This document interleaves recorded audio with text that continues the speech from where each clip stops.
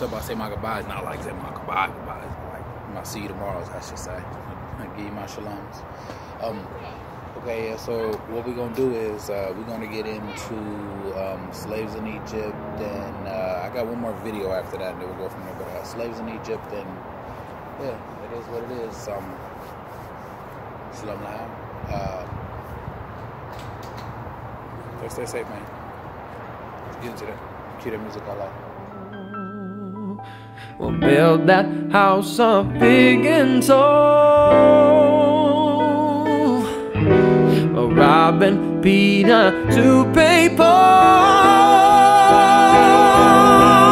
Yeah, we'll rob and Peter to pay Paul as long as I stay comfortable. Yeah. In ancient Egypt, textual references to slaves are indistinct. From word usage alone, it is difficult to ascertain whether one was a slave or a servant.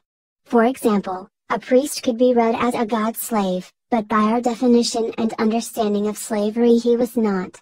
In reading Egyptian texts, therefore, context is the only criteria for determining such a status, and even then, it can be difficult, because there were different levels of servitude. Those who were not free might not only include slaves, but also those with various degrees of encumbered liberty. For example, could an artisan who worked on tombs who lived in the Deir el-Medina workers' village on the West Bank at Thebes simply walk of his job? In effect, almost anyone under the authority of an absolute ruler such as a pharaoh might in some degree be considered a slave. We should also note that, if it is difficult to identify slaves from textual references, it is even harder to do so with depictions. In fact, the term that conjures up anachronistic visions either of ancient Rome or of the 19th century plantation of the New World do little to help understand slavery in Egypt. Most of the population of pharaonic Egypt were tied to the land or followed strictly hereditary professions. These men or women were often included among the possessions of kings, high-ranking officials or temple estates. Serfs might better describe these people, though even that term is too closely connected with images of feudal society in medieval Europe, especially in view of the fact that Egyptian farmers were tied to the land not so much legally but by tradition and economic circumstances. For ancient Egypt, a better, or at least more precise definition of a slave might be a person owned by a master, as was any other chattel, used as the master pleased, to the extent of being disposed of by inheritance, gift sale and so forth. In reality, such slavery seems to have been fairly rare in Egypt prior to the Greek period, progressing over time. Like all ancient population statistics, estimating the number of slaves in ancient Egypt is based more on guesswork than on knowledge. In pharaonic times their part in the population may have been greatest during the expansionary stage of the New Kingdom, when whole populations were enslaved at times. Thutmose III, for instance, is reported to have returned from a campaign in Canaan with almost 90,000 prisoners. Given the small size of armies usually numbering in the thousands rather than tens of thousands of soldiers, most of these prisoners must have been civilians. There is one collective noun, written with a Hossein hieroglyphic, that refers to groups of people who belong to individuals and institutions such as temples. As early as the Old Kingdom, such groups were mentioned along with land and cattle. During the Middle Kingdom, we also know that they could be acquired by bequest or other arrangements. During the New Kingdom, they could be recruited from captives or given in an endowment. Considering their apparent permanent detachment to the land and their master, they were almost certainly a form of slave. Another similar term, written with a canal sign, appeared to denote another group of people assigned to individuals and institutions, but who were not directly connected with land and cattle. Though we know little about this group of people, they may have been similar or the same as the king's slaves who, during the Middle Kingdom, were often transferred to estates of priests, nobles and officials. The king's slaves were considered the property of their master, but their occupations were not confined to agriculture, as they were also employed in households. We believe that their children undoubtedly inherited the status of their parents.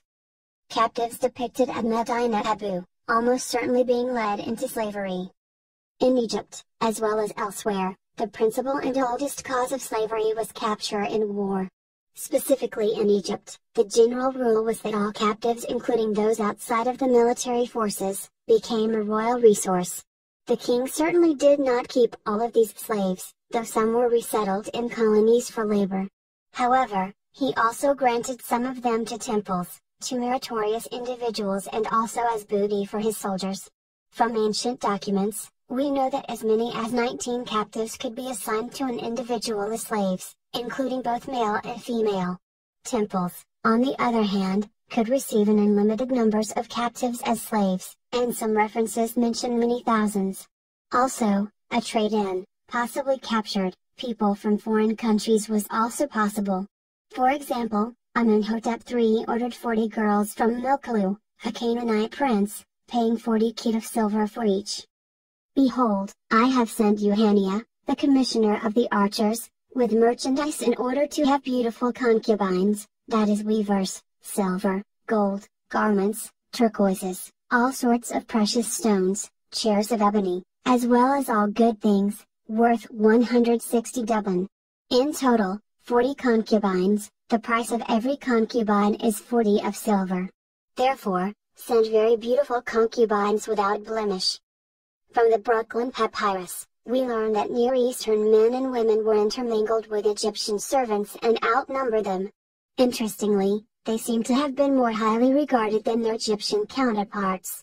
This is probably due to the fact that, as prisoners of war or their descendants, they initially belonged to a social stratum superior to that of the Egyptian servants. In fact, the Egyptians of similar status probably came to be slaves due to committing some sort of unlawful act. Hence, some of the Egyptians who became slaves were originally free people who, having committed some sort of illicit acts, were forced to forfeit their liberty, perhaps including the liberty of their spouse and children. It should also be noted that the birth of a child to a slave mother, whether or not the father was free, resulted in slavery for the child.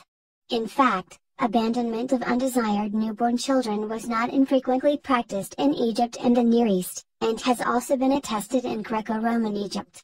Though there seems to be no extant documents of such a practice in Egypt, elsewhere foundlings were considered ownerless property who might be picked up to become slaves.